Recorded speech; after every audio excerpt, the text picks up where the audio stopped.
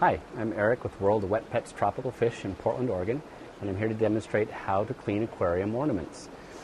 Generally over time, most ornaments in aquariums start to lose their bright colors and definition of pattern, but with the growth of algae and other substances on them.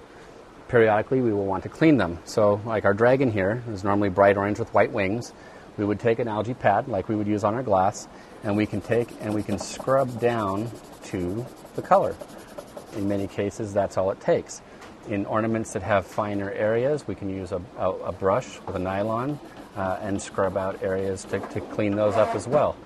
Many types of brushes will have different sizes for different areas, and it's all fairly easy.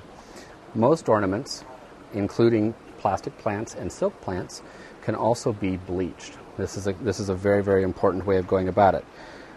If we have a silk plant that has some algae growth on it, we can bleach them and get them to brighten up so that they are bright and shiny. The bleach solution should be done in a separate container, a pitcher or a bucket.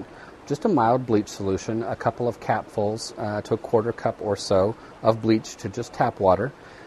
Generally soak them until the coloration of the algae is gone and you're back to your bright colors. And then we will generally soak them in a dechlorinator solution. Usually the same solution you use to neutralize your tap water will also neutralize bleach. So we'll take the ornaments out of the bleach, we'll rinse them off, and we'll soak them then in the dechlorinating solution. Rinse them again, at which point they should smell bleach-free, and they should be able to go right back into the tank, be bright and shiny.